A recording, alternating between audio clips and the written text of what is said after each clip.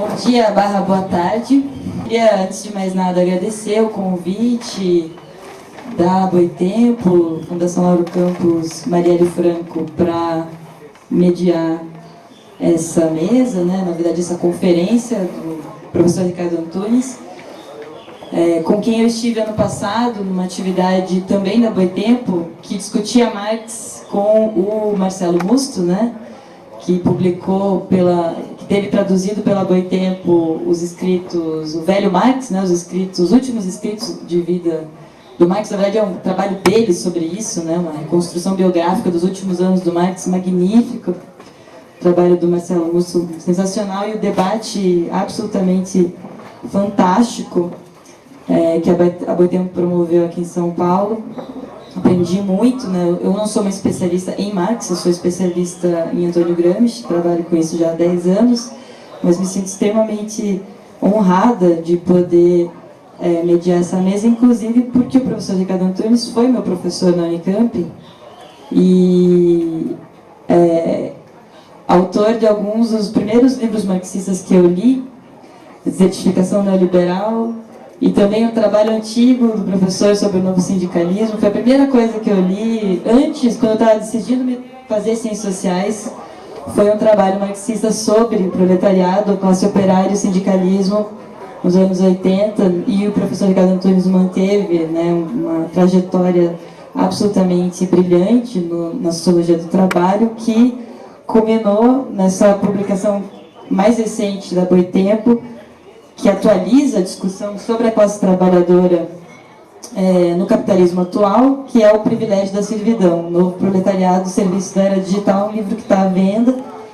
absolutamente imprescindível para quem quer entender as transformações do mundo do trabalho e a tecnologia nos últimos anos. Uma obra para a qual Marx é absolutamente chave, né, na interpretação da economia contemporânea, apesar dos 201 anos que nós celebramos hoje, né, uma atualidade imprescindível. Parece mais vivo do que muitos dos analistas que nós ouvimos e lemos por aí. Então, sem mais delongas, eu vou passar a palavra ao professor Ricardo, que vai apresentar justamente quem é Karl Marx, né, tentar responder essa pergunta, que eu acho que esconde várias outras perguntas, né? Quem é Karl Marx não é só uma questão biográfica, e depois eu vou recolher questões que vocês forem fazendo ao longo da apresentação do professor Ricardo Antunes, que vai durar por volta de 1 hora, de 50 a 60 minutos. A ideia que o pessoal da Boitempo me propôs é que as perguntas sejam recolhidas ao longo dessa primeira apresentação, e eu vou lendo e vendo se tem questões que são próximas, semelhantes, então, para a gente poder agilizar a discussão depois. Cadê o rapaz que está aqui? Como que é o seu nome mesmo? O Guilherme, que está aqui, que levantou a mão, vai circular, pegando as perguntas por escrito de vocês. Bom, é isso. Alô? Pronto. Bom dia para todos, todas. Estou muito feliz de estar aqui, né, por muitos motivos. Primeiro, pelo autor que nós estamos homenageando, né? Eu vou falar daqui a pouco, e a Daniela vai fazer um milagre aqui para tentar controlar meu tempo, eu também. Eu já nem tiro mais o relógio, porque eu fico olhando o relógio, mas eu não lembro a hora que eu comecei, então não adianta. E porque é uma iniciativa tão bacana, né? Dos 2 séculos e 1 ano, né? 201 anos do nascimento do mais genial autor do pensamento moderno. Seria talvez difícil dizer que é o mais genial autor de todos os tempos, isso pode parecer uma coisa um pouco dogmática, mas o autor mais espetacular da chamada modernidade, né? E o fato dele ser considerado sepultado por muitos é exemplo disso, porque o Marx é um autor que incomoda. Então, está aqui nesse dia, neste ato, né, onde eu me sinto também em casa. Quero agradecer a Boitempo, né, essa editora tão especial, e com essa coleção do Marx lindíssima, né, lindíssima, num período, num momento tão difícil, para além de tantos outros livros, coleções que a editora tem. Quero também agradecer aos meus colegas da Fundação, Lauro Campos e Marielle Franco. Que bonita homenagem a Marielle, né? Puxa vida, ficou bacana, porque o Lauro Campos é um economista político importante, mas ele é de uma geração anterior à nossa. E ficou bacana, né? Ficou um par bonito, né? E fazer essa atividade aqui, não é também para mim muito positivo. Embora eu não seja assim um militante full-time, talvez seja um militante full-time na minha militância, né? Mas eu sou fundador do PSOL. Estava lá entre os que assinamos a fundação do PSOL com muito orgulho, não me arrependo nenhuma linha, né? E sigo a minha contribuindo como posso, cada um com as nossas limitações, né? E também as outras entidades que estão participando, a Fundação Alemã, a Carta Capital, eu não sei se eu estou esquecendo alguém, quer dizer, todos que de algum modo, e especialmente vocês que estão presentes aqui, né? É difícil falar, quando o Kim me ligou essa semana para a gente fechar direito o tema, ele tinha me procurado, cadê o Kim? Quem está aí? Ele tinha proposto alguma coisa assim, uma introdução a Marx e ao marxismo. Eu falei, mas isso está muito... né? Quem foi o Karl Marx, entende? Por que tantos autores antípodas, né, reivindicam a herança do Marx? Né? Certamente porque ele é grandioso e porque ele permitiu um conjunto imenso de interpretações, algumas, na minha opinião, né, efetivo, uma profunda negação da obra do Marx, mas isso é típico dos grandes autores, né? Se eu pudesse dizer uma nota, que eu também não tinha pensado aqui, quer dizer, como é que eu cheguei a esse autor? Eu acho que a gente vai ficando mais novo, né? Quando a gente começa a chegar perto da idade da razão, para lembrar o Sartre, né? A gente começa a falar coisas que não falava antes. Eu acho que esse depoimento é importante porque há jovens aqui, né? O próprio Kim me dizia, olha, esse encontro a gente espera muitas pessoas jovens, não pensa numa aula muito acadêmica, muito complicada e tal, embora tenta fazer um pouco modulando, né, a qualidade de um autor e que todos compreendam. Mas eu fui conhecer esse autor quando eu entrei em 1973 na Fundação Getúlio Vargas para ser administrador de empresas. Eu queria ser, para falar bem francamente, com os meus 18 anos, um gestor do capital. E eu entrei no curso de administração pública porque ele era gratuito, porque eu não tinha condições de pagar o curso de administração de empresas, nem meu pai, minha mãe não tinham condições de pagar, então eu entrei no curso de administração pública. E a minha cabeça virou quando um autor homônimo, né, de uma obra homônima, O Capital, né, caiu nas nossas mãos. Porque aí nós começamos, eu lembro que fiz isso com um amigo, praticamente todo o curso de graduação, nós ficamos estudando o volume 1 do Capital inteiro, ao longo de 3, 4 anos, lendo página por página, e evidentemente, quando eu terminei meu curso de graduação em 75, eu estava a alguns milhares de quilômetros, se não milhões de quilômetros, de ser um gestor do capital, né? Eu já era professor de história, né? Mas isso para mostrar que muitas vezes a nossa vida tem uma coisa contingente. Eu não sei se eu tivesse entrado em outra faculdade, ou não tivesse começado a dar aula, eu tinha que trabalhar, eu fui ser professor de história, que eu gostava de estudar história, já tinha lido autores como Caio Prado e outros, mas Marx eu nunca tinha lido, né? E foi aí que...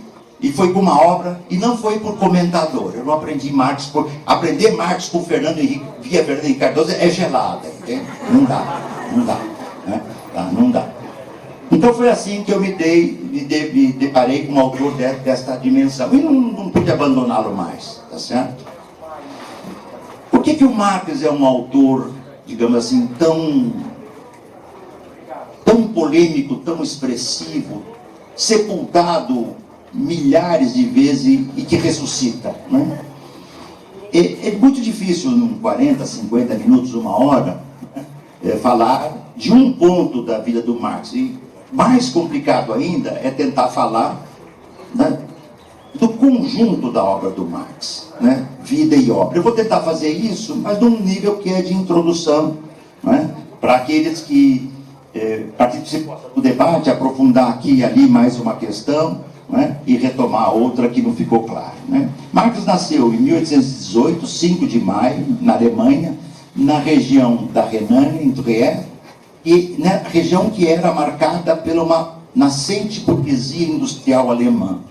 Isto foi importante, em alguma medida, porque Marx, digamos assim, conviveu com um mundo capitalista localizado, nascente, né, e distanciado do domínio prussiano que, digamos assim, caracterizava aquele que tornou-se, não é, décadas depois, a Alemanha. Não é? Na época era a Confederação Germânica. Não é? E é muito importante também entender que o Marx é um autor de seu tempo. Não é?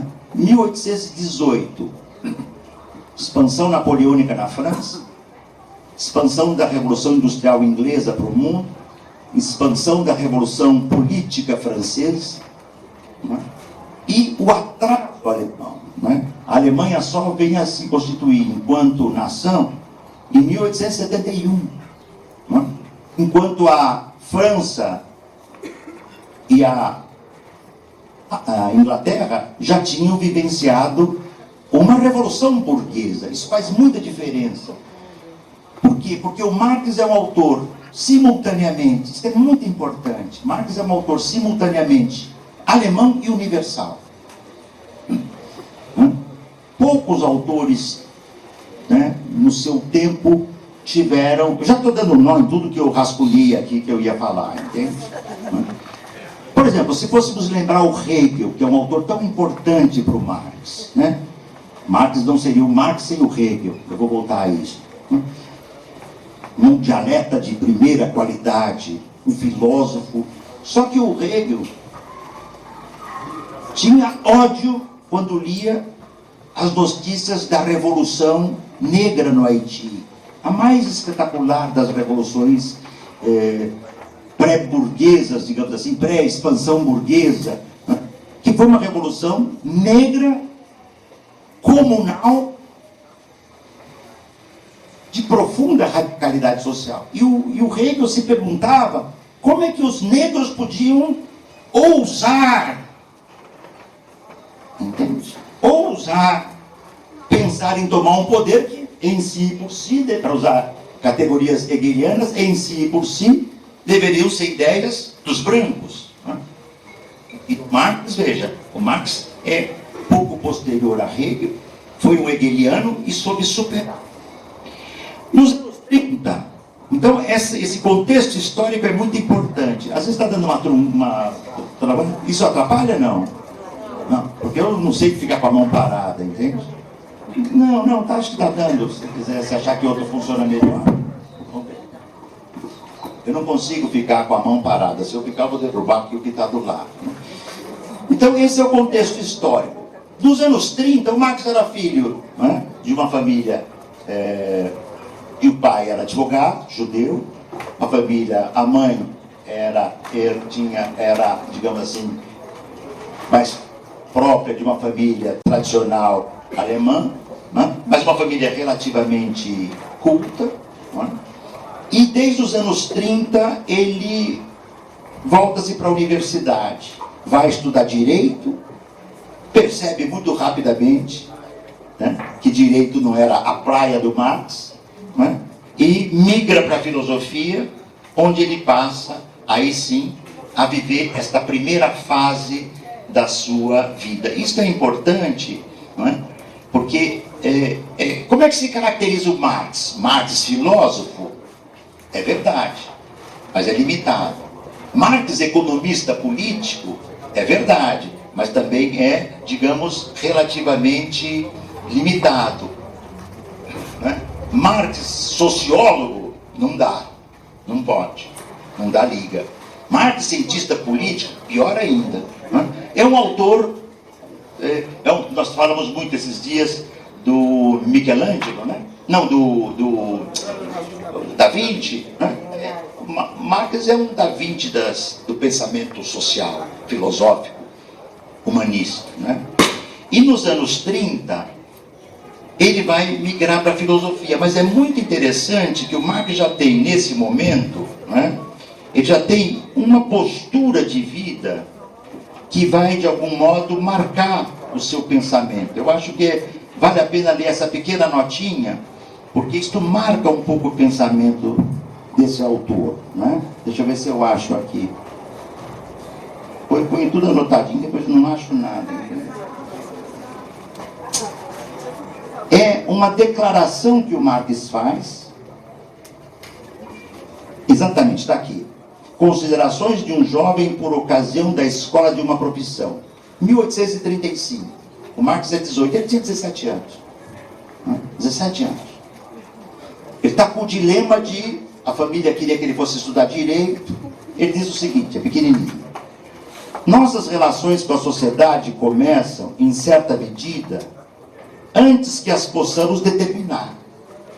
A ideia mestra que deve nos guiar na escolha de uma profissão deve ser o bem da humanidade e o nosso próprio desenvolvimento. A natureza humana é feita de tal modo que ela não pode atingir sua perfeição a não ser agindo para o bem e a perfeição da humanidade. Quer dizer, estava selado aqui, né, um coágulo no ser marxiano, né, de que individualidade e humanidade ou se representam na sua reciprocidade ou ambas chafurdam no inferno. É por isso que a burguesia defende a individualidade possessiva, porque ela não quer chafurdar no inferno, ela se encastela, se enriquece, e a humanidade está vivendo o que nós estamos vendo hoje. E foi esse o mote do Marx. Em 1941, ele fez a sua tese de doutorado sobre Epicuro e Demócrito, andou por algumas universidades, Bonn, Berlim, até encontrar o seu espaço. E quando ele escreve a sua tese sobre... Aliás, eu vejo que a Boitempo publicou esses escritos ficcionais do Marx, muito antes dele ser marxista ou materialista, né? Ele, junto com esses escritos que eu citei aqui, essa carta, onde ele definiu um princípio, digamos assim, valorativo, ético, de como proceder na vida, né? Ele escreveu tragédia, ele tem cartas e textos que mostram um pouco, fotografam isso, se eu não estou enganado, é a primeira vez que se publica no Brasil, eu não lembro de ter visto esses textos aqui, e que mostra uma fase do pensador e da vida marxiana que tem um valor em si, né? Quando Marx termina a sua tese de doutorado, ele já é um hegeliano de esquerda, né? A direita brucutu vai ficar estarrecida, mas o Marx não era comunista. Ele tinha até reservas em relação ao comunismo, né? Aliás, porque o próprio comunismo existente, né, não era ainda um comunismo, mas ele era um hegeliano de esquerda. Como vocês sabem, não é? Esse veio foi fundamental, porque foi fazendo a primeira crítica de Marx, que foi a crítica a Hegel, na sequência de ter feito a crítica à filosofia grega. Veja a erudição desse autor. E o Marx tinha um traço de personalidade dele. Cada autor de outro país que ele estudava também a língua do outro país, o que fez com que, por exemplo, especialmente nos últimos anos de vida, né, ele aprofundasse bastante os estudos sobre o russo para poder debater e dialogar com os populistas russos, Vera Zazurich e tantos outros, né? E a crítica da filosofia foi a primeira crítica do Marx, a qual se seguiram a crítica da política e do socialismo utópico e a crítica da economia política. Eu vou dar flashes desses três movimentos, porque eles são, no meu entender, os movimentos fundamentais que levaram à formação do pensamento marxiano, não é? A crítica da filosofia, como eu disse, começa com seus estudos sobre a filosofia grega, não é? Mas será em 1943, já participando de um jornal democrático, mas ligado à burguesia renana, a Gazeta Renana, que o Marx começa a, como editor, receber material, né, e ler não só, né, aquilo que interessava a sua pesquisa de filosofia, mas ler temas vitais, cruciais da vida cotidiana. Isso foi decisivo para o Marx. Para, se pudéssemos dizer assim, para a concepção de um pensamento ontológico materialista, Marx, isso é uma tese muito forte e verdadeira do Lukács, o Marx é o primeiro ontólogo, primeiro filósofo que faz uma ontologia profundamente materialista. Inclusive, com isso ele quebra aquela concepção de que a ontologia é necessariamente metafísica. Mas eu vou deixar isso, se for, caso voltamos para o debate, né, que se eu fosse explicar isso, lá iriam os 40 minutos que eu acho que ainda me restam. Né? Nessa crítica ao hegelianismo, foi fundamental. Marx tinha recém-casado, ele foi para Krosno e foi estudar a filosofia do direito de Hegel. E escreveu um texto, já publicado também por essa coleção, A Crítica da Filosofia do Direito de Hegel. Foi nesse momento, deparando-se com a greve dos operários da Silésia, a questão do massacre e a violência contra os camponeses, quando eles roubavam a lenha que caía das árvores, estava no chão, eles iam apanhar essas lenhas, eles eram reprimidos porque a propriedade era senhorial. Né? Isso é um traço da burguesia, né? E antes de ser burguesia, do caminho prussiano. E a partir daí, ele faz um estudo muito profundo do Hegel. E escreve um texto que é verdadeiramente sublime. Se me perguntarem, sei lá, qual é o texto literariamente falando, do Marx mais espetacular, eu diria, é o primeiro texto materialista dele. Né? É a introdução à crítica da economia política, que foi escrito como uma conclusão, que ele foi escrito depois. É sublime esse texto, e para mim é o primeiro texto, e aliás não é só para mim, mas tem toda uma polêmica aí, que não importa aqui para nós agora, né? O marxismo é cheio de diferenças, leituras, versões, isso, né, podemos falar depois aqui se for o caso. Mas esse é o primeiro texto materialista do Marx. É claro que é um materialismo que ainda contempla, né, coágulos de idealismo que ninguém salta. Né? Grosso modo, o que é o idealismo? Um modo muito esquemático, sintético aqui e compreensível, espero para todos, que me perdoem os que têm formação de filosofia marxista ou hegeliana. Né? Mas a concepção hegeliana de história, a ideia é, em última instância, o que move o mundo. É a ideia. Né? A ideia é uma razão absoluta que, na direção certa, ela levará a humanidade ao seu destino. Por isso que o Hegel é teleológico. Tá certo? Ele tem além de ser teológico, ele é também teleológico. A história tem um fim. E a ideia que comanda. Embora o Hegel combinasse com o seu idealismo, né, uma análise muito arguta do mundo objetivo, talvez tenha sido o grande filósofo a entender que o Napoleão não traiu o seu projeto anterior quando se tornou imperador, mas foi uma continuidade natural dele. Era preciso levar a Revolução Francesa para o mundo e torná-la um império. Né? Foi isso que o Napoleão fez. E o Hegel entendeu isso, porque ele tinha, digamos assim, uma ancoragem materialista. Por isso que o Lukács vai dizer, na Ontologia do Ser Social, volume 1, que há uma falsa e uma verdadeira ontologia no Hegel. O Hegel é um idealista que olha o mundo real, mas em última instância, né, é teleológico. E o Marx, estudando a Alemanha, país de capitalismo tardio, estudando as condições de vida da classe trabalhadora, que ele começa a ter as primeiras informações, a questão camponesa. E aí tem uma coisa muito importante na vida do Marx, muito importante. Né? A vida é feita frequentemente de muitas contingências. Eu acho que o fato de eu ter ido para a GV e ter me deparado com o Capital foi uma contingência. Certamente eu posso encontrar anteriormente, em trás da minha formação, eu me formei, na época se chamava no científico da escola pública, onde eu já tinha alguns professores que vinham do período pré-ditadura militar, então com um sentido humanista forte. Tem muito de contingência. E o Marx conhece, né, e tem um contato da existência do Engels. Né?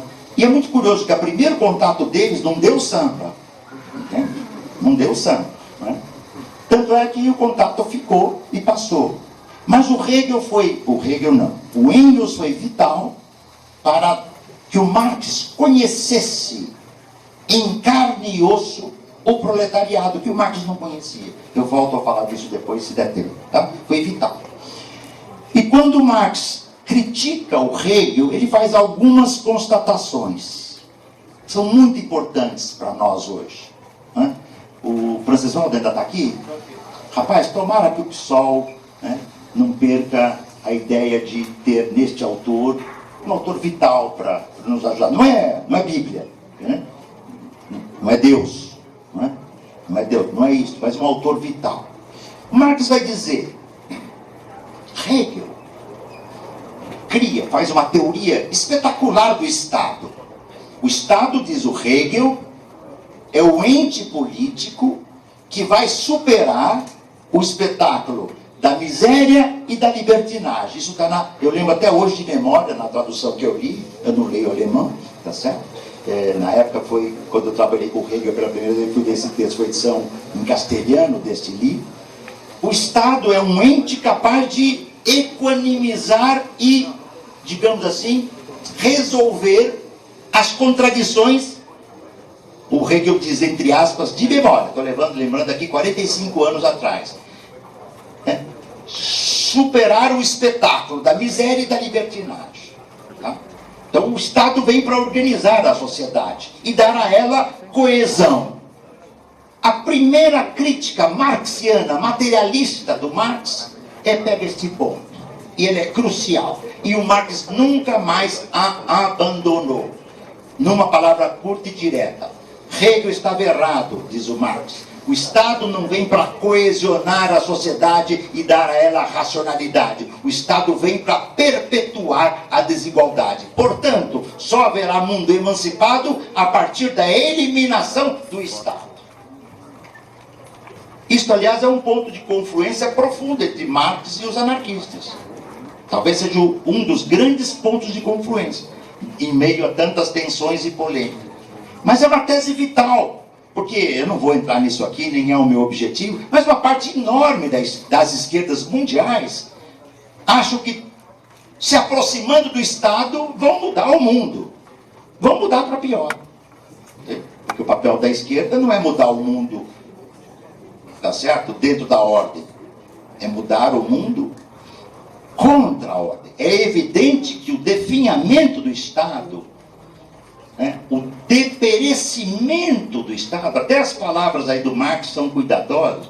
Eu não leio alemão, mas eu sempre cotejo com os originais e também com outras línguas para a gente se aproximar mais, né, porque às vezes uma forma de traduzir dá uma confusão danada.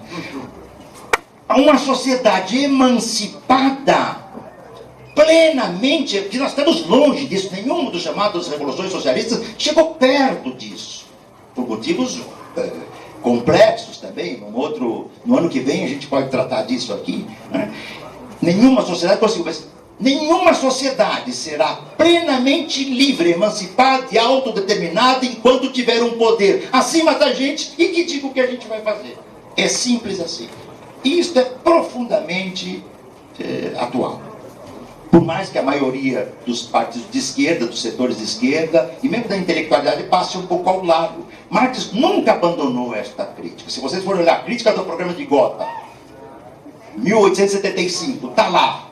O escrito genial dele, eu já estou dando um nó aqui, senão não vou terminar. O escrito dele sobre a Comuna de Paris, 1871.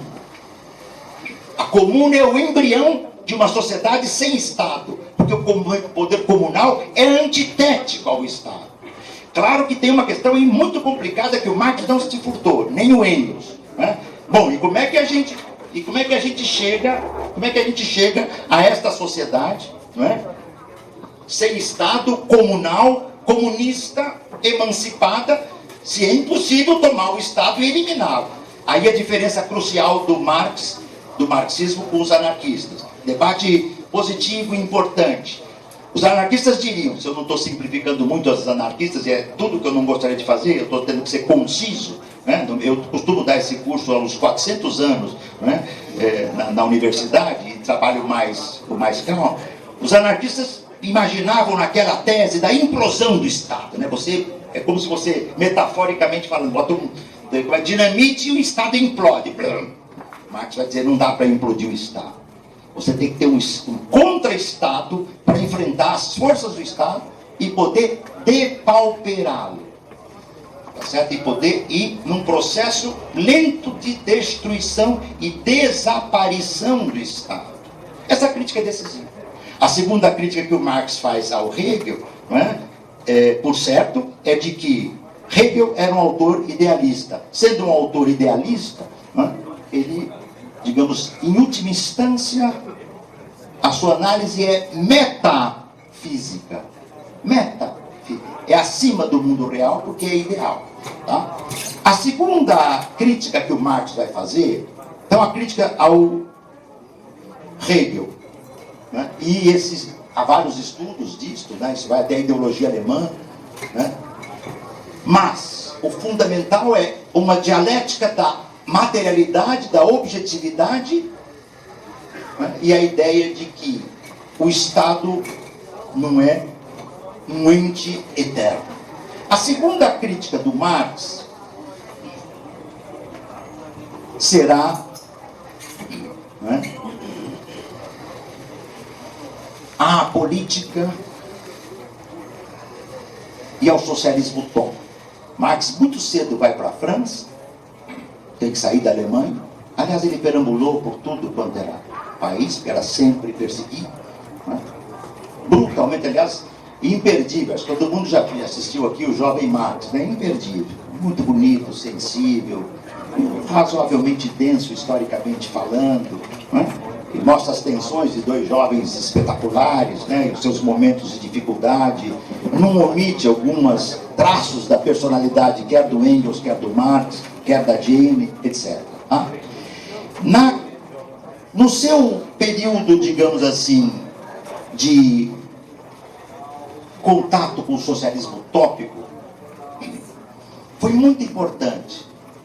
Porque, como eu disse para vocês, como um jovem hegeliano, Marx não aderiu ao socialismo, e muito menos ao comunismo, sem conhecer.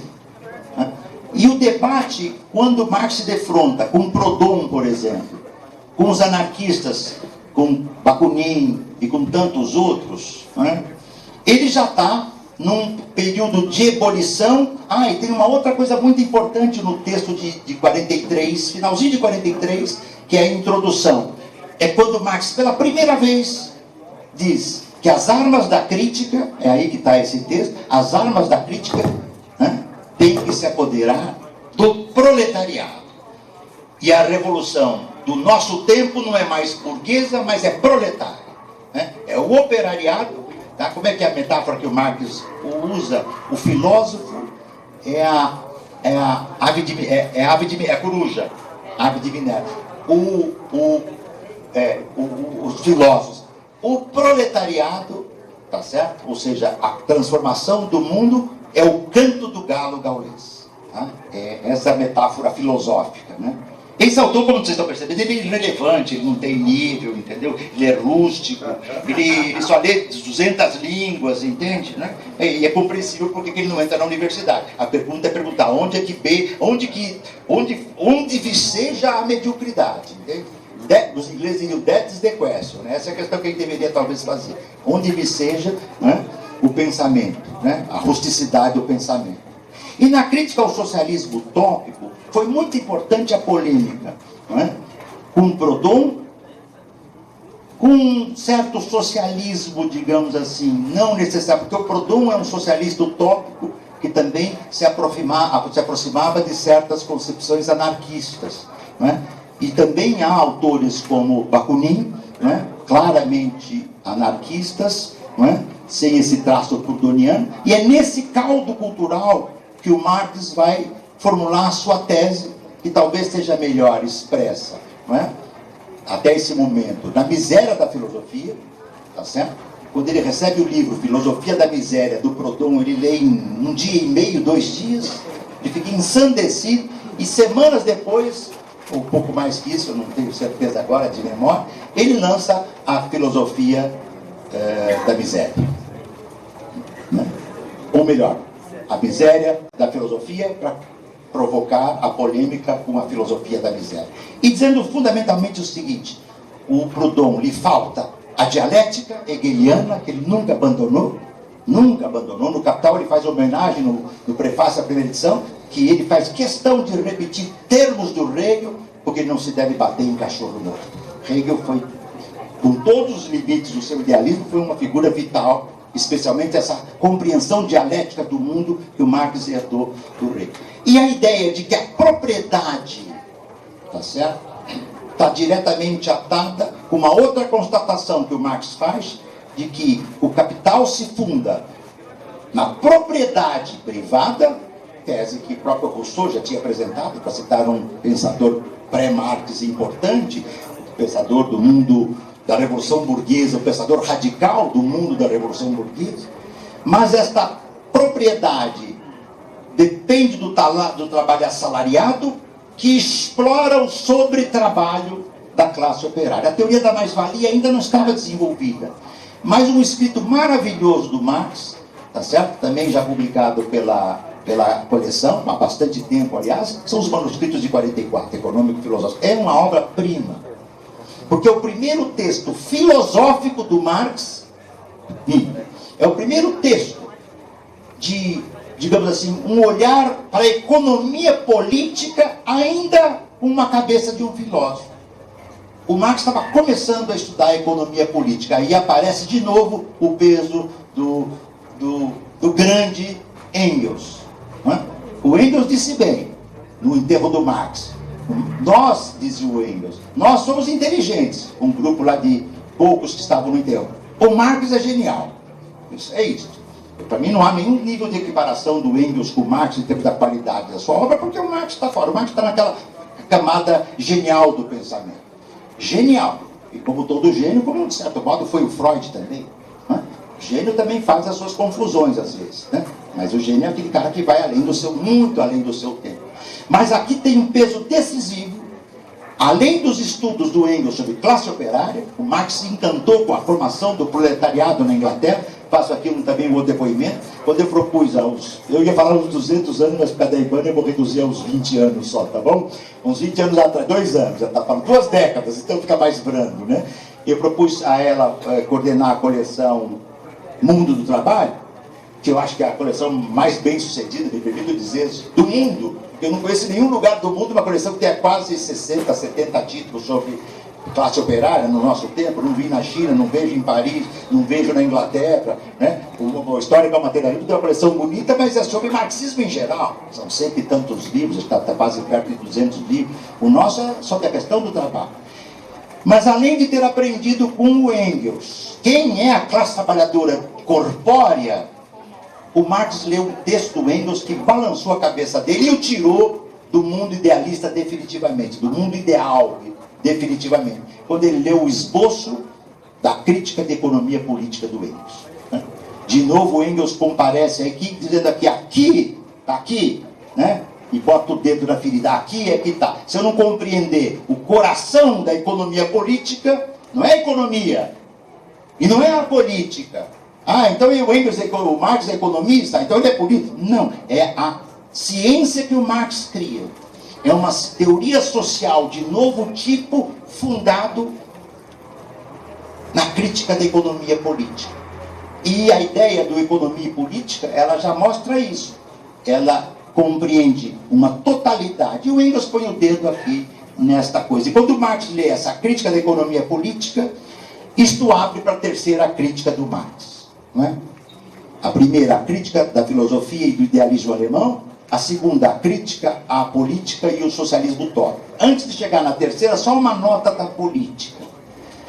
Há muita, digamos assim, polêmica, para dizer o mínimo, e também muita confusão, não é? A respeito da concepção. Qual é, afinal, a concepção política do Marx? Eu vou dizer aqui a minha leitura. Eu nunca disse que a minha leitura, aliás, quem disser isso, coitado, está no inferno e não percebeu, e pensa que está no céu. Entende? Eu nunca disse, essa é a leitura correta do Marx, porque um autor dessa grandiosidade, com um caráter polimórfico que tem a sua obra, lhe permite, e outra, temporalmente diferenciado. O Marx vai avançando com o seu tempo, por isso que eu quis fazer aqui uma leitura de conjunto da obra do Marx. Né? O Marx não é um autor que faz a apologia da política. Tem uma entrevista do Marx, que foi publicada quando nós comemoramos aqui no Brasil, em 1883, o centenário da morte do Marx. Eu não sei se ela foi republicada depois, que é uma entrevista que o Marx dá para um jornalista norte-americano, que na época era jornalista, se não me engano, do Chicago Tribune, que era um jornal que o Marx colaborava. Marx vivia muito da atividade jornalística do Marx, é espetacular, porque era, na maior parte de todo o seu tempo de vida, era de onde ele tirava algum dinheiro para sobreviver, além do apoio magistral e genial do Engels, né? A tal ponto foi do Engels que ele aguentava o pai, que era um burguês assim, com arrogância alemã, tá certo? Por décadas, para poder, e ele deixou isso claro muito tempo, para poder, porque se o Engels acabasse, digamos, se uma parte da mais-valia não migrasse para o Engels filho, o Marx não conseguiria viver. Porque ele foi, quando ele tentou entrar na universidade alemã, logo depois do seu doutorado, esse espírito, eu não lembro quem comentou, um dos Bauer lá, disse, daqueles filósofos, o Marx não pode entrar porque ninguém controla o Marx, ele é um demônio. Se ele entrar na universidade, ele vai virar de perna para o ar a universidade. E nesse momento, então, que o Marx, digamos assim, está fazendo a sua leitura política, ela tem que ser vista, na leitura que eu faço, como a questão do Estado. O Estado não é o fim da humanidade. O fim da humanidade, para o Marx, e eu acompanho em gênero, número e grau essa formulação. Aliás, nós perdemos há um ano e pouco atrás o nosso querido mestre, amigo, muitas décadas, Stephen Mesari. Stephen estava todos os seus últimos 6, 7, 8 anos labutando no seu livro sobre o Estado, né? Quando o Stephen falava do Estado, ele ficava ensandecido, porque o Estado não é o fim da humanidade. Ele dizia, isso é uma tese do Marx, né? E ele estava percorrendo, eu acho que até o final do ano, né, Ivana, talvez, a gente possa ter pelo menos o que ele deixou em vida, né, desse texto, né? Assim como o Estado é finito, a política também é finita, porque a política é mediação. A política é um instrumento de mediação para uma sociedade emancipada, mais que política. Por isso que o Marx diferencia, olha como nós temos que estudar. Por isso eu não quis introduzir Marx. Quem foi Marx? O Marx não lutava pela emancipação política. Ele chegou a escrever isso algumas vezes na Associação Internacional dos Trabalhadores, porque aí não é ele. Aí é o conjunto do movimento comunista, anarquista, socialista utópico, que aliás foi um empreendimento muito bonito esse de juntar todas as esquerdas com uma predominância anticapitalista. Mas o objetivo marxiano, não é, era a emancipação social. Isso é uma diferença categorial importante. A emancipação política, diz o Marx, a burguesia faz cidadania, constituição, democracia. A emancipação social, a burguesia está impossibilitada de fazer, e esta é uma tarefa que ou será feita ou não. E se for, terá que ser feita pela classe trabalhadora, porque é o único ente social que não tem o que... diz o Marx, o único ente social, a única classe social que não tem nada a preservar na sociedade burguesa é o proletariado. Lato sensu. Uso aqui proletariado como eu venho trabalhando algumas décadas, né, em um proletário num sentido muito amplo que o Marx usa esse termo, né? E, portanto, a política é meio, mas isso não a torna irrelevante. Há dois textos que o Marx trata disso. Um são as gloses marginais ao artigo É o Rei da Prússia, que eu acho que já foi publicado, né, Ivana? E um outro que eu não sei se já foi publicado, fica aí a sugestão, penso que não, a indiferença a propósito da matéria política. Quando ele está polemizando com os anarquistas que desprezam a política. O Marx não despreza a política. Mas dá para entender a diferença entre eu desprezar algo e eu fazer desse algo o objetivo da minha vida? É uma diferença enorme. É por isso que nessa entrevista que o Marx deu para um jornal norte-americano, que foi publicado pela primeira vez que eu tenho notícia na França, tá certo? Foi de lá que eu vi isso, foi na década de 70, final de 70, começo de 80. Essa entrevista, o jornalista pergunta para o Marx, então você defende a emancipação política? Não, você defende o poder político dos trabalhadores? O Marx pensa um pouco e diz assim, eu defendo a emancipação social dos trabalhadores. Tá? Essa é uma diferença importante. Porque o poder político é absolutamente inevitável, mas o meu fim não é ter um Estado operário. Se o meu fim for ter um Estado operário, o Marx vai dizer, nós vamos perpetuar alguma forma de opressão, porque o Estado é um órgão, em última instância, de opressão. Isso não pode permitir, só um parênteses, então o que nós vamos defender hoje? O neoliberalismo? Porque se é contra o Estado, os neoliberais... Não, por favor. Nós estamos tratando aqui de um autor espetacular, nós temos que respeitar. Como fazer aqui e agora? Nós vamos lutar hoje, nós vamos, para o relógio um pouquinho, vai. Nós vamos lutar hoje para que a universidade pública se mantenha, mas o preço que ela tiver que pagar, ela vai se manter. E ela é pública. Em alguns casos, ela ainda é mais estatal do que pública. Tá certo? Aliás, o Marx trata disso também na crítica ao programa de Gotha, como é importante que as coisas do Estado não sejam estatais, mas sejam públicas. Tá? Então, uma coisa é a teoria, outra coisa é o que fazer aqui e agora. Eu não estou, minha aula não permite um desdobramento do que vamos fazer aqui e agora. Então, o Marx vê a política e mediação. Por isso que ele polemiza duramente com os anarquistas. Ele e o Engels. Né? Os anarquistas imaginam, diz o Marx, só o mito da greve geral. E como é que você entra na greve geral? Tem que ter partidos e sindicatos. Os sindicatos, grande parte do pensamento anarquista defende. O anarcossindicalismo, inclusive, é um anarquismo que valoriza o sindicato. Isso é um ponto que conflui. Mas a maior parte, quase totalidade, com raras exceções individuais, que não cabe, né? Os anarquismos desprezam e recusam os partidos. Né? E o Marx vai nos estudos, especialmente nos estudos da Associação Internacional dos Trabalhadores, no debate de 1864 em diante, na AIT, que foi uma construção, é preciso pensar a AIT do século XXI.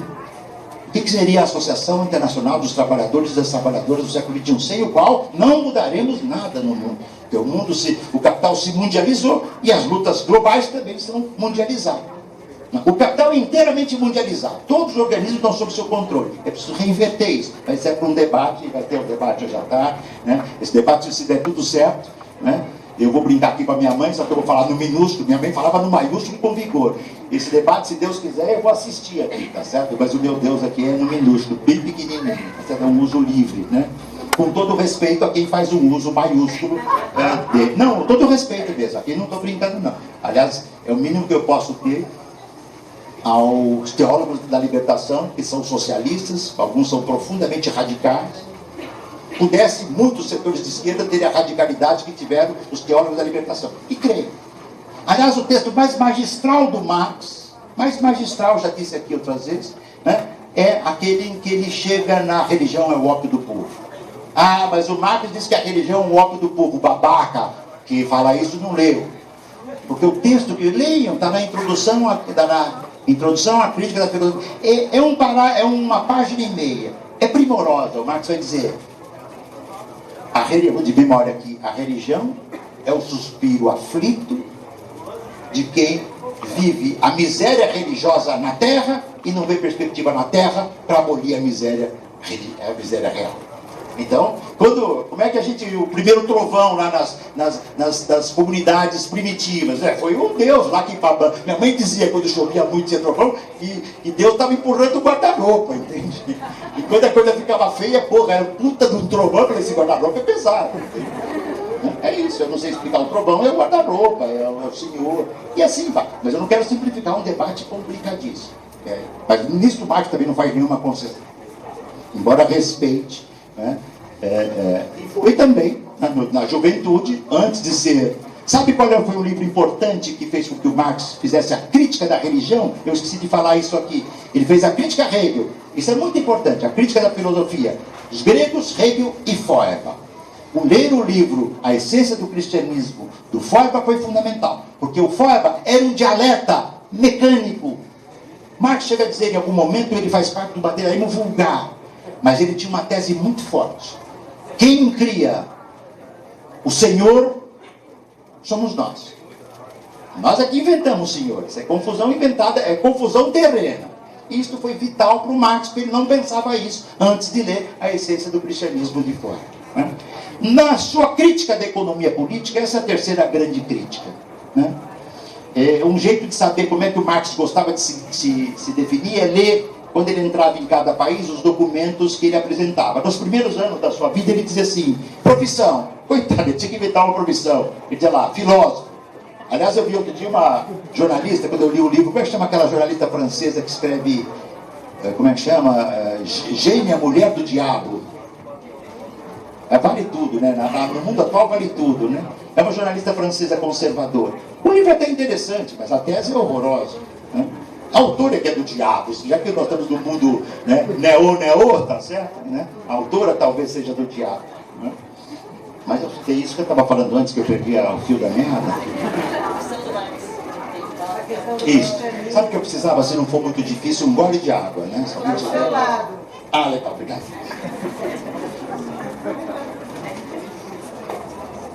Marx dizia, eu sou filósofo.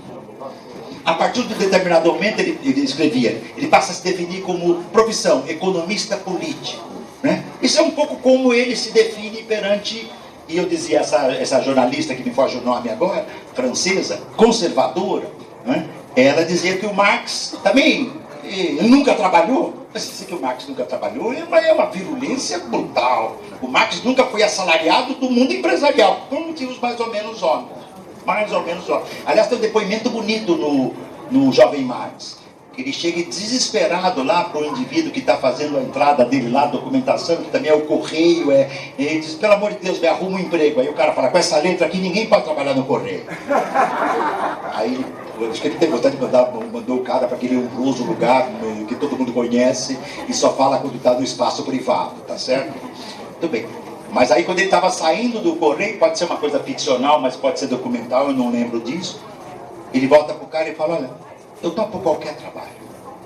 Porque ele teve momentos da vida do Marx, isso também tem um livro lindíssimo que eu indico para vocês lerem também. É uma pena que a Boitempo não publicou. Se tivesse publicado, teria sido muito mais impactante a presença dele no Brasil, porque esta editora que está na minha frente sabe fazer livros importantes serem impactantes, tá? Amor e Capital, da jornalista de língua inglesa Mary Gabriel, né? Lindíssimo livro. Não é marxista, é uma biógrafa, não é um estudo teórico do Marx, mas ela conhece como ninguém as ruas que o Marx morava, o bairro que ele morava, com quem ele conversava. É lindíssimo, né? Entre tantas biografias que nós conhecemos, várias, do Franz Mehring, que é clássico, há muitos livros importantes, tá? Não vou tratar disso aqui. Nos meus livros, dos meus cursos sobre Marx, nenhum autor é lido senão Marx. No máximo, mas é muito justo, o Engels, porque é parceiro, de corpo e alma, diga-se de passagem neste caso, né? Muito bem, só o esboço à crítica da economia política nasce com os manuscritos de 44. Trabalho assalariado, trabalho alienado, e a propriedade privada como sendo, digamos assim, o elemento vital, não é, da fonte da desumanidade. A partir daí o Marx começa a mergulhar em dois movimentos.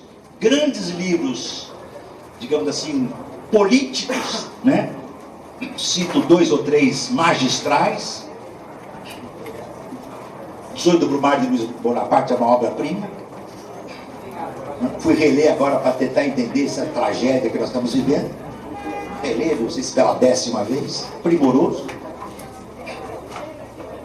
A Guerra Civil na França, o mais espetacular de todos os experimentos da emancipação operária que nós tivemos até hoje, foi a Comuna de Paris. Nós temos que voltar a estudar.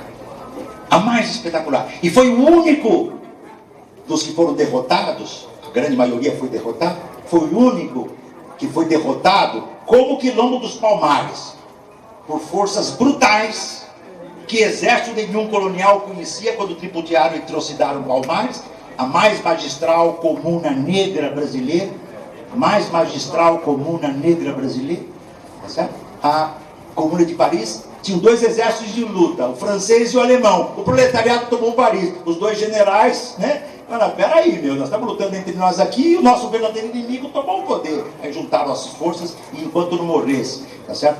Os últimos grupamentos de comunardos, né? Como eles eram chamados em Paris, as forças franco-prussianas não sossegaram, né? Então nós temos que voltar a estudar isso.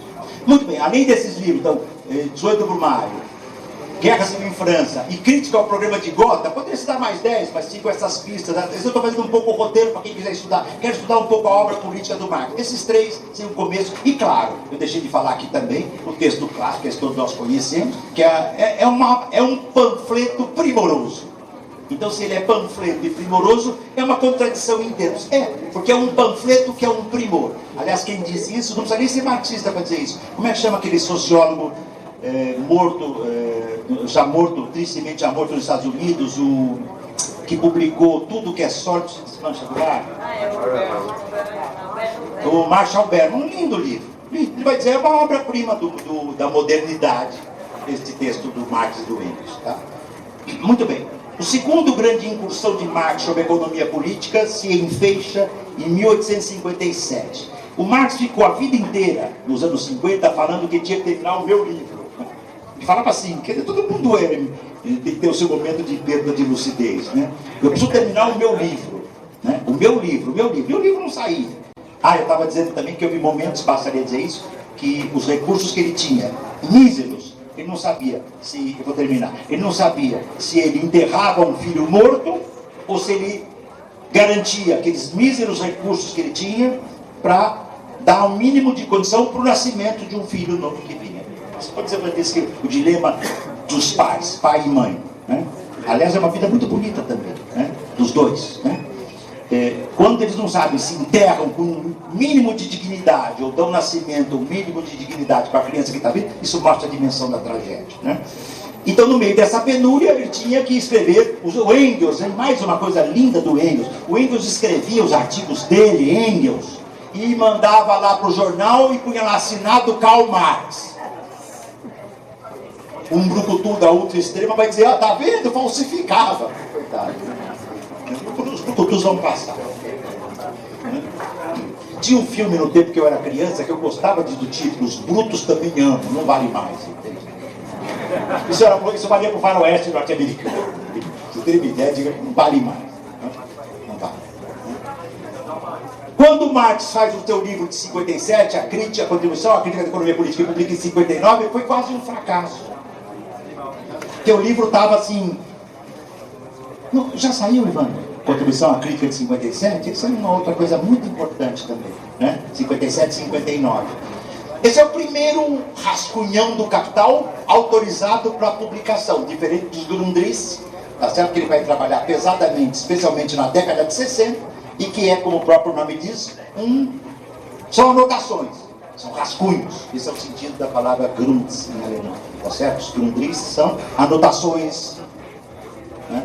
Acho que no espanhol eles traduzem como borradores ou alguma coisa assim, né? A contribuição de 57, não. A contribuição de 57 é, digamos assim, o primeiro, mas foi um fracasso, inclusive editorial, que fez com que o Marx percebesse que as ideias estavam lá, mas ele tinha que rolar muito. Em 1867 sai o primeiro volume da sua obra-prima. Eu sou um autor, todo mundo que fez curso comigo, há aqui pessoas que fizeram curso comigo, tá certo? E podem testemunhar. Quando eu dou o curso sobre Marx, eu não falo só sobre o Capital, que é só obra-prima. Mas, sabe, se você lê só o Capital, você fala, mas o Marx não tratou do tema da subjetividade. Bom, tratou. Você precisa saber ler o Capital, mas no tema da subjetividade, não seria o lugar apropriado para ele tratar num livro sobre a lógica do Capital. Agora, estudo de juventude do Marx, sabe qual é a primeira tese sobre Feuerbach? 1844, o defeito de todo materialismo, tudo de memória aqui, então é literal na minha cabeça. O defeito de todo materialismo, incluso de Feuerbach, foi tratado a dimensão humana desconsiderando o seu lado subjetivo. Aí vem um tronco e diz que o Marx nunca tratou do tema subjetivo. Ele está dizendo que o defeito de todo materialismo foi não ter tratado da dimensão subjetiva. Ele diz isso, 44, ele tem 21 anos. 26 anos, 25 anos. Entende? Como é que eu posso dizer que o Marx não tem uma teoria da subjetividade? É que a teoria da subjetividade do Marx é relacional com a teoria da objetividade. Não há um mundo monadal e isolado do sujeito e não há um mundo monadal e férreo da materialidade. Um é o outro e o outro é o um. Assim como o indivíduo pleno tem que conviver com uma humanidade plena. E se a humanidade não é plena, o indivíduo também não será. Esta é a máxima da dialética marxiana. No volume 1, é uma obra-prima sobre a produção do capital. Né? O que aparece no volume 1, para terminar, tá? Temas que me vêm assim se quiséssemos estudar. A questão do trabalho como atividade vital. Né? Aliás, o livro 1 do Capital me inspira profundamente, porque o tema do trabalho lá aparece de modo magistral. É sublime a análise do Marx sobre o trabalho. É sublime, é superior à do rei. Marx é o primeiro que não fica, trabalho é sofrimento ou trabalho é felicidade. Trabalho é ou um ou outro. O Marx vai dizer, trabalho é ao mesmo tempo uma atividade vital e trabalho é ao mesmo tempo uma atividade alienada. Está desde os manuscritos de 44 e vai aparecer no Capital. No livro 1 ele trata da dialética do trabalho concreto, do trabalho abstrato, da teoria da alienação e do estranhamento, em particular, talvez do capítulo, essa é uma outra parte primorosa do Marx, a sua teoria do fetichismo. São poucas páginas, é sublime, né? Literariamente falando. A questão da valorização do capital e a sua teoria da mais-valia absoluta, mais-valia relativa, tá certo? Ele vai tratar do trabalho material e imaterial, da produção mais precisamente material e imaterial, tá certo? E a questão do tempo de trabalho. O volume 2 sai com Marx morto, né? Marx morre em 1883. Escreve o volume 1 do Capital. Ao longo dos anos 70 e começo de 80, ele continua preparando o volume 2 do Capital. Quando ele percebe que as suas condições de saúde vão se agravando, ele adoeceu muito precocemente, as suas doenças vão se agravando, ele começa a avançar com o volume 3 do Capital, tá? Mas fazendo política no meio, está participando dos debates do seu tempo, escrevendo outros textos, né? São vários outros textos que ele escreve durante esse período, né? Em 1885, por exemplo, crítica ao programa de Gotha, polemizando com a social-democracia nascente na Alemanha, né? E os riscos da social-democracia, né? Naquele contexto em que era preciso avançar para um pensamento que o Marx já definia desde 1848, junto com Engels, do Manifesto do Partido Comunista. Em 1980 ele perde a gêmea. É uma carga pesada na sua vida. Era uma relação muito, muito especial, muito marcada por tensões, sofrimentos, angústias, sofrimentos e felicidades. Foi assim que eles perderam quase todos os filhos, certo? Perderam muito do que materialmente nunca tiveram nada. A Jane era filha de herança da nobreza alemã, né? Quando ela recebia parte dessa herança, servia para pagar as dívidas que eles tinham. Foram poucos os momentos de vida do Marx e da Jane que eles tiveram um pouco de felicidade material também, de poder passear, descansar, né? Ir para um período de férias, né? Eu morei um ano no sul da Inglaterra e pude visitar muitas das praias que o Marx e o Engels, no caso a Jane também, e a Mary, né, a eterna operária companheira do Engels, né, que foi vital para que o Engels escrevesse os estudos sobre a classe operária inglesa. Em 1880, o Marx perde a Jane, ele está muito debilitado, os médicos já tinham proibido ele trabalhar, nesse período ele está muito voltado para o debate olha que interessante, as possibilidades da revolução na Rússia, debatendo com a Vera Zasurid, debatendo com outros populistas, como eram chamados, Narodniks. Aliás, o debate populista está tudo errado. Hoje, quando diz aquele é populista, bom, quando você bota no mesmo trem a extrema-direita e setores de esquerda, é porque alguma coisa está errada. É outra coisa, a coisa do populismo não tem nada a ver com o que nós estamos, que o Marx está falando aqui. Em 1883, sem publicar o volume 2 do Capital e sem publicar o volume 3 do Capital, o Marx morre. A gente deve, mais uma vez, a gente deve a dedicação magistral do Engels, magistral, mais uma vez, de vida inteira, ter aceitado, e com isso eu vou terminar, ter aceito ser um servo do capital, porque ele tinha consciência que sem os recursos da fábrica, da família dele, o Marx, a Jane e a família do Marx não sobreviveriam. Até o momento que ele diz, Marx chegou, tem uma carta que ele escreve para o Marx e ele diz, olha, não dá mais, agora é o seguinte, veja quanto você, faça uma conta generosa e veja quanto você precisa para você se virar para as próximas aí décadas, que eu vou vender e te separe essa parte, que eu não aguento mais, né, cuidar dos negócios da família Engels. Né? Em 83 o Marx morre, a sua obra é eterna, ela não vai ser sepultada, né?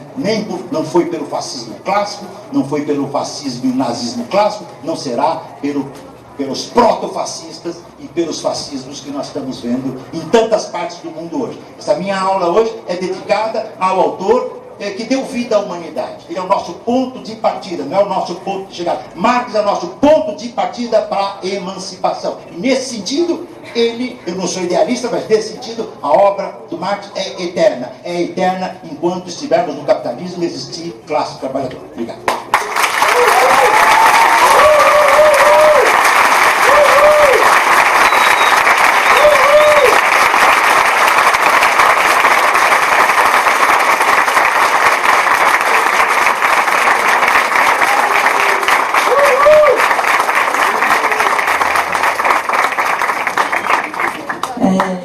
Questões?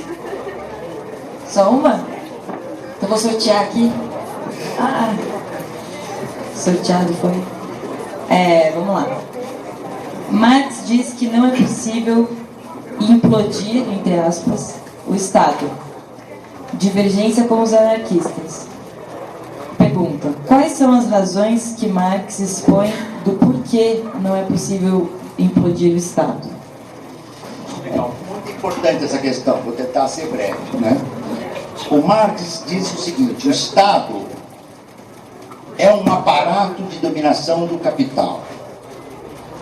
E por ser um aparato de dominação do capital, ele nasce para preservar a propriedade privada e os valores todos que o capital precisa para se manter. É por isso que todo Estado tem repressão. Todo Estado. O que fizeram na França no 1º de maio? Com os coletes amarelos, pela primeira vez, emblemático, muito importante isso, hein? Tá? Muito importante, é a primeira vez que nós temos um ato grandioso, onde os coletes amarelos, o movimento sindical e a juventude se juntam, porque daqui para frente vai ser assim, não é mais um ou outro.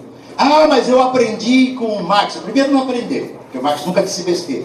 Segundo, o Marx não viveu no século XXI. Tem um diálogo do Marx com as filhas dele que é muito bonito, né? É muito bonito. As filhas, ele está falando o que é o seu autor predileto, qual é a sua autora predileta, a música que você mais gosta. É lindo isso, né? E num dado momento, uma das meninas pergunta qual é seu lema de tudo. Sabe o que o Marx responde? Duvidar de tudo. É por isso que quando o Marx apresenta uma tese no Capital, ele vai para as contrateses e ele tenta demolir a tese dele. Se as contrateses se sustentam, ele diz, olha, aqui não dá. Se elas não se sustentam, ele diz, olha, essa é uma tendência. Né? E com relação ao Estado, Marx não tive a mais remota ilusão. O Estado não abre mão do seu aparato de repressão, de violência e de dominação ideológica. O colega ou a colega, não sei, que faz a pergunta: como é que você derrota as forças da repressão? É tendo uma contra-força. Né? Nos processos revolucionários, é a luta de massa. Por exemplo, vamos pegar um caso concreto. Né? Na Revolução Russa, foi preciso criar, naquele momento, um exército bolchevique para lutar contra o exército branco russo e de fora. Porque se você imaginar que o exército virá, né, para um processo revolucionário como parceiro de primeira hora, bom, nós estamos no conto das carochinhas. Né? Tá certo? Então, a demolição de um aparato repressivo estatal não é coisa, né, não é um ato, não é como diz o Lukács, polemizando com o Sorel, Jorge Sorel, não é um mito sorreliano de desaparição do Estado. É por isso que o Marx diz, é preciso que a classe trabalhadora viva um período de transição. O socialismo para o Marx e para o Engels é transição, tá certo? E nesse período de transição é preciso que haja um Estado operário com força para impedir a volta do Estado burguês. Porque o Estado burguês não entrega a rapadura. tá certo? Ninguém entrega rapadura, muito menos o Estado. Isso, e é claro, o Estado como uma identificação burguesa, como eu disse no início, pro Marx. Né? Ah, professor, qual é a sua opinião? DCM, é a mesma. Certo? Mas eu estou dando aqui, respondendo como eu acho que o Marx, e com base em que eu digo isso? Eu tenho estudado esse autor uns 40 e 50 anos, nessa altura do campeonato, quando são 73 para cá, tinha que fazer um pouco de conta. Não sou bom para conta, a minha abstração não é muito ágil para matemática. Vocês imaginaram se acabar filosofia e sociologia? Como é que eu vou fazer para virar contador? Entende? Vou estudar auditoria, entende? Eu vou veterinário, eu não consigo abrir nem o meu corte, vou abrir o corte do boi, entende? Eu tenho uma questão. Estava até dando uma olhada aqui no seu livro, que tem um capítulo muito instigante. Quem é a classe trabalhadora hoje? E você justamente começa, estava relendo aqui, citando Marx e Engels e a ideia que eles faziam, e até a forma como foi traduzido, né, a classe trabalhadora por classe operária, como isso criou uma certa tradição de leitura do proletariado como sinônimo de proletariado industrial fabril. Eu não sei se você já reparou, Ricardo, no Unicamp, que tem uma pichação, não sei se quem aqui já foi ao Unicamp e já viu essa pichação, ela é até meio recente, que diz assim: classe trabalhadora, tudo pertence, uma coisa assim, a classe operária. E alguém foi lá, riscou o operário e colocou o trabalhador em cima. Não sei se você já viu isso lá. E até a gente brinca que o pessoal brinca que é uma pichação conceitual. A pessoa foi lá e corrigiu o operário e trocou por trabalhadora. Então tem hoje em dia as novas traduções, né? Já se trabalha. Já se desmistificou que haveria em Marx um conceito rígido de classe trabalhadora naquela época.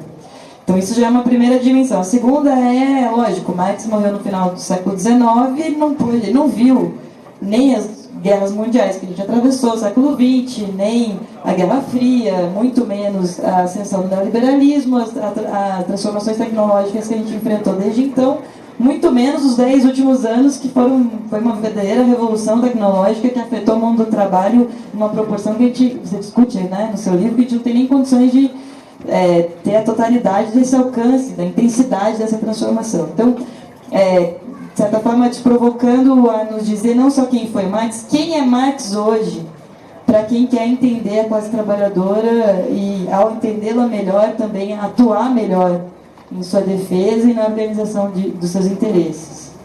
Legal, Daniela. Na verdade, essa questão, eu tenho me defrontado com ela desde quando eu terminei minha tese de doutorado, 1900. Porra, caralho, assim também é demais, né? Desculpe. 1986. Porque estava com muita força, naquela época, ganhando um segundo impulsão, um segundo movimento das teorias do fim do trabalho. Hoje, sepultadas, enterradas, ninguém mais fala disso, porque é grotesco, né? Mas naquela época era duro falar contra isso, né? Eu tenho que dizer aqui para vocês, quer dizer, não só os livros que eu publiquei, mas eu estou indo a semana que vem para dois seminários da Itália. Eu vou falar isso porque é um pouco, eu tenho que me vangloriar um pouco disso, mas eu tenho consciência das inúmeras limitações. Por que você não trabalhou isso, professor? Porque eu não tenho competência. Por que você não tenta trabalhar isso? Não dá mais. Isso não dá, eu não entendi. Se com 60 anos eu não entendi, como é que eu vou entender depois dele? Não dá. Agora, a coisa da classe trabalhadora ampla, eu acho que... E eu estava dizendo, eu vou a semana que vem, vai ser a terceira edição do Adeus ao Trabalho, na Itália, por 3 editoras diferentes, 3 ciclos diferentes. Uma no começo de 2000, outra 2015, que esgotou, e agora 2019. Né? O Sentido do Trabalho também, já tive 2 edições lá e acho que caminhamos para uma terceira também. Por quê? A concepção do Marx, claro, isso também é polêmico, viu? Eu vou dar aqui, lembra, pão e pães, eu não tenho uma melhor que essa, eu ainda não achei, o dia que eu achar eu mudo. Pão e pães, questão de opiniões, é do Guimarães Rosa, lá vai a minha. Eu não conheço nenhum texto do Marx, eu não conheço. Ah, mas você conhece tudo, professor? Ninguém conhece tudo do Marx, muito menos eu. Muito menos eu. Né? Marx tem muitos dos seus escritos que ainda são inéditos. Estudos sobre matemática. O cara é louco. Mas imagina o cara parar de escrever e estudar matemática, que para ele é nem imprescindível. Física, química, entende? Não é só um filósofo, não é só Hegel, Platão, né? Literatura que ele adorava. As páginas do Capital são recheadas da literatura mais magistral. Mas eu não conheço um texto do Marx, o Marx diz: eu uso classe operária e não classe trabalhadora. Não conheço. Até porque no alemão não existe essa dualidade que nós podemos usar em línguas latinas como a nossa. Classe operária, né? E classe trabalhadora. Labor class, working class. Tá certo? Labor class é aquela classe operária mais manualizada na tradição inglesa. Working class, a classe trabalhadora no seu sentido mais amplo. Isso. Exatamente. Como a tradição francesa é classe ouvrier, ela acabou entrando como classe operária. Mas não é assim que o Marx fala. Não há o equivalente classe operária no alemão. Não há o equivalente. Então parece uma das traduções do Marx, né? Do passado, né? Era muito fácil lembrar a Rádio Tamanducaia. Né? Quando a gente não sabe fazer, nós inventamos. Né?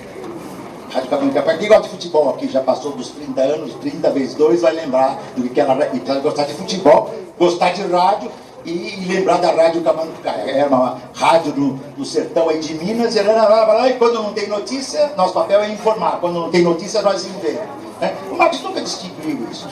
No Capital, o Engels faz uma distinção importante no Capital. Ele diz: olha, o inglês dá uma pista para ajudar o que o Marx está falando aqui. Quando o inglês fala work, é o trabalho no seu sentido poético, de criação.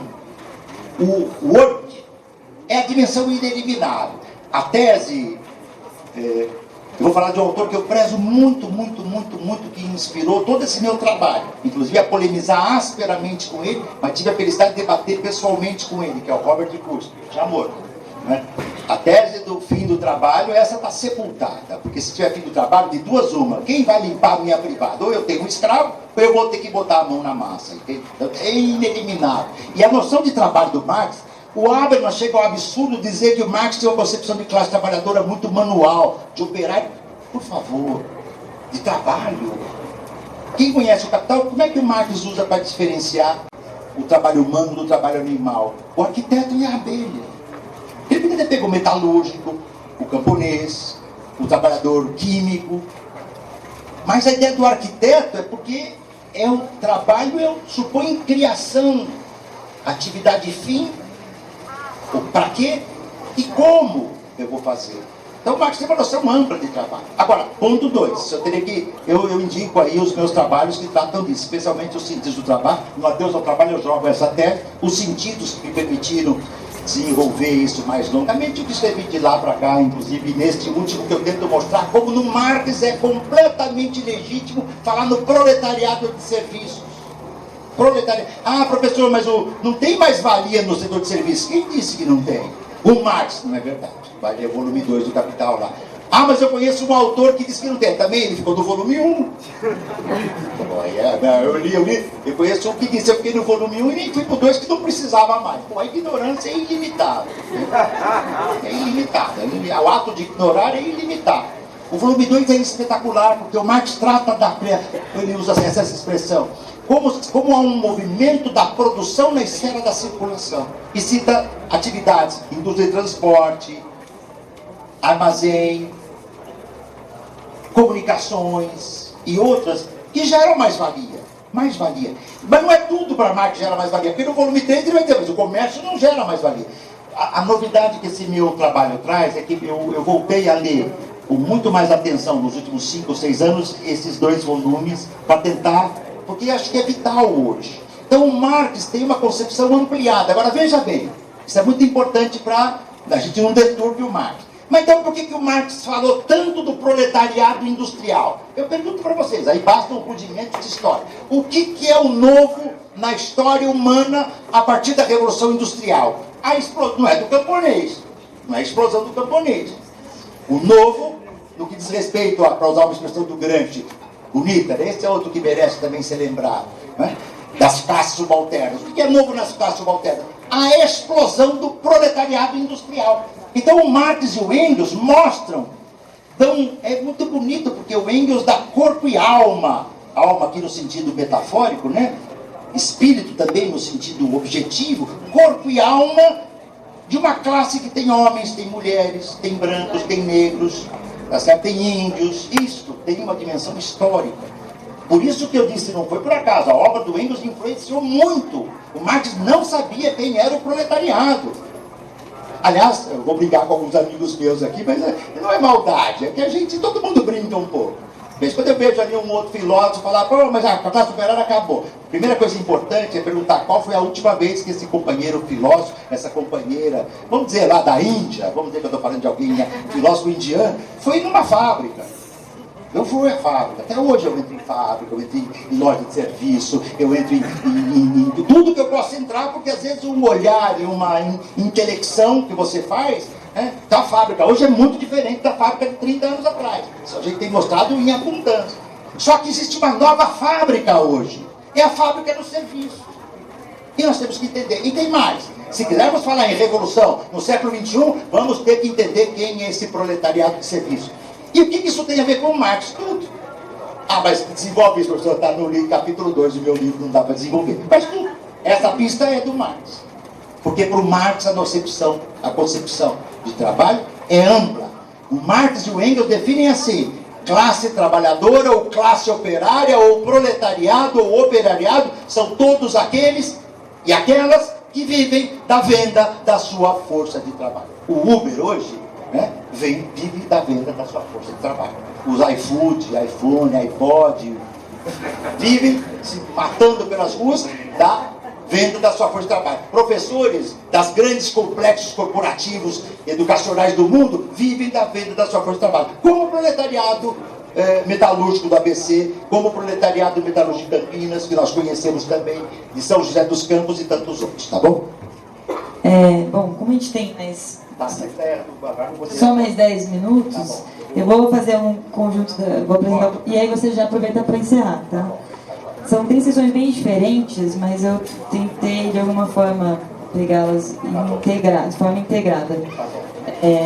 Que trata do seguinte, né? A gente tem um desafio que é justamente isso que você falou, né? Construir uma alternativa socialista no século XXI. Classista, enfim, não sei do que vamos chamar, mas ela é classista.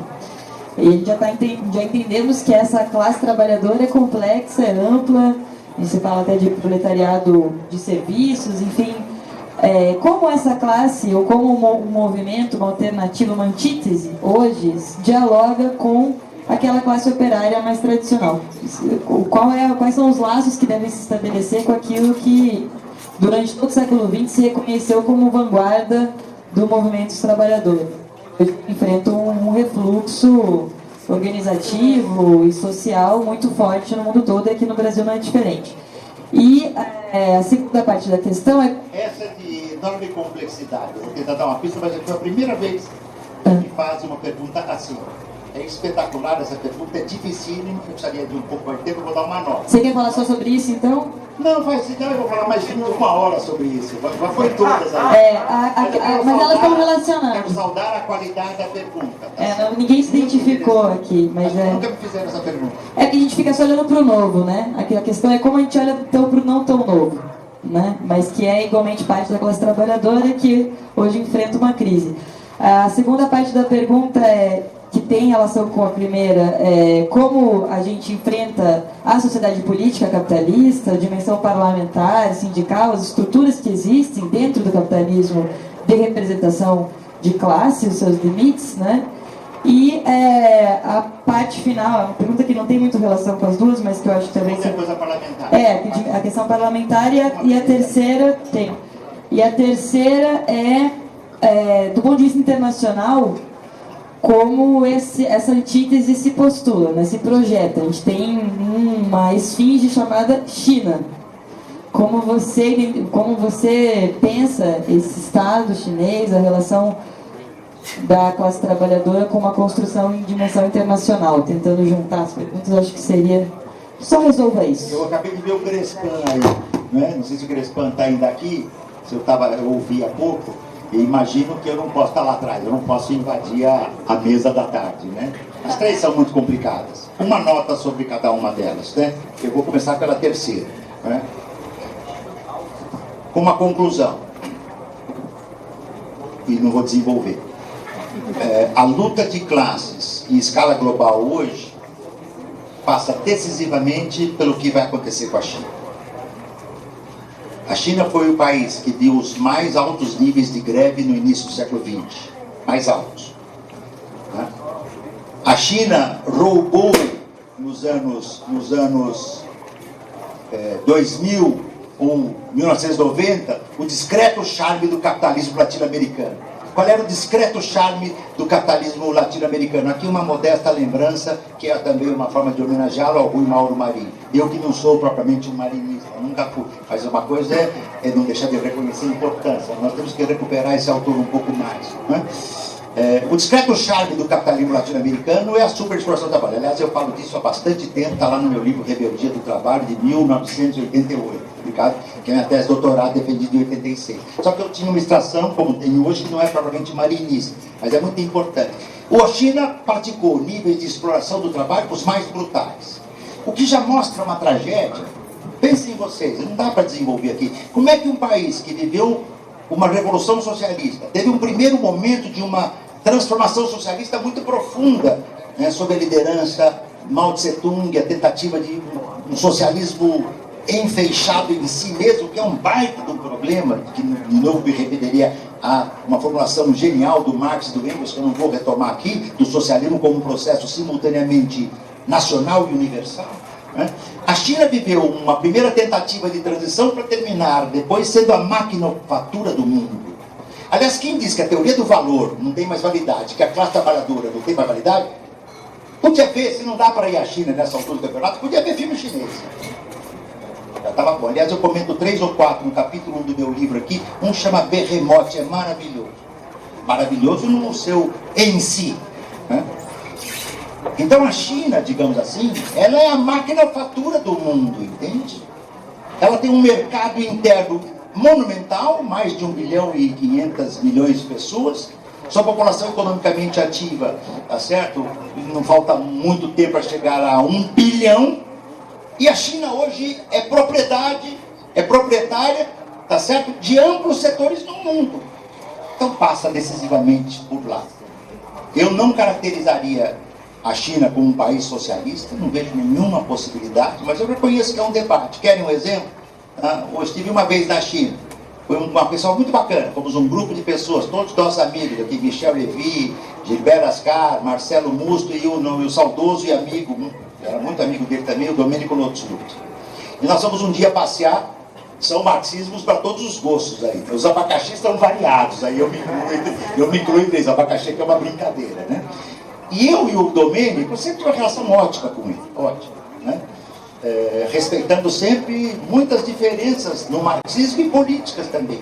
E quando nós fomos jantar um dia de noite, eles mostraram Xangai para a gente, eu olhava para Xangai e eu virei para o Domênico e falava: Domênico, se isso aqui for o socialismo, nós estamos fodidos.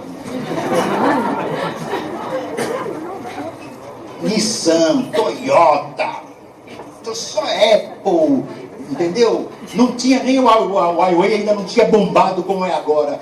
Como é que chama aqui? Samsung, tudo. Eu vi na China uma coisa que eu não vi nem em Nova York, nem em Paris, nem em Londres, né? Que é um prédio inteiro, não sei quantos andares, tem uma televisão digital numa parede inteirinha de ponta a ponta, entendeu? Lindo, lindo. É o mundo, é o supra-sumo do capitalismo.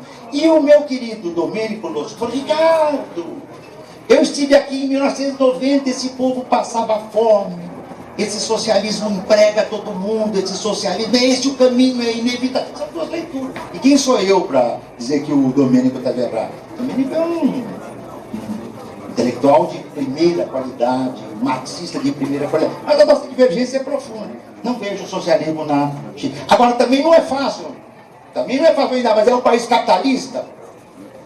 Calma. Também não é tão fácil assim. Agora, se não é um país capitalista e não é socialista, quem domina o Partido Comunista Chinês hoje? Os neoliberais. Puta, uma confusão do cacete. Você bate no socialismo chinês, você é assimilado. Mas se você bate duro no neoliberalismo, eles ficam incomodados. É estranho. mas passa por lá. Tá? 2, o parlamento, né? A luta institucional. Não dá para aprofundar aqui, né? E aqui fica uma lembrança também e uma homenagem ao meu querido mestre, amigo, parceiro, Estivan Mesaros. Né? O Estivan disse o seguinte, eu vou 2 ideias que eu acho que o livro dele, né? Nosso editor tem publicado tudo do Mesaros, né? Que deixou tão feliz, né? Gostou tanto dos seus livros serem publicados, a tal ponto que até onde eu sei, ele me contou, e acho que você também já me falou isso, né? As obras dele agora são da Boitempo, de tanto que ele gostava do Brasil, a biblioteca dele também será brasileira, né? É uma figura espetacular. Os direitos autorais dele, ele doou para o MST, uma figura grandiosa. Diz 2 coisas. O sistema de metabolismo social do capital é muito complexo e dele faz parte o mundo da objetividade e o mundo do que normalmente nós chamamos de superestrutura, o mundo da política. 2, o parlamento é também, em última instância, dentro da divisão, isso eu estou falando, lendo livremente e dando aqui a minha colher no que eu acho que é coerente com o Mesaros. O mundo burguês é tripartite, executivo, legislativo e judiciário. Essa foi a contribuição da Revolução Burguesa para o mundo do poder burguês. Né? Então o parlamento é, em última instância, um fórum da dominação burguesa. O dia que a maioria da esquerda revolucionária estiver no parlamento, ela é fechada. Ou então ela se amolda e vira reformista, como tem sido o tom dominante há décadas. 3, diz o Mesaros, ele não é contra a luta no parlamento, mas o grande desafio, eu acho muito importante isso, por exemplo, para o PSOL, né? Não é contra o parlamento. Eu nunca vi o estilo. Ele votava. Eu posso dizer assim, eu perguntava às vezes para ele, em quem você votou? E às vezes até ficava assustado com as respostas dele. Porque na hora de votar, bom, a gente viu o que a gente fez nos últimos anos. O que nós fizemos em São Paulo? Sei lá, cada um. Quem não quiser falar o que ele fez, não fale. Entendeu?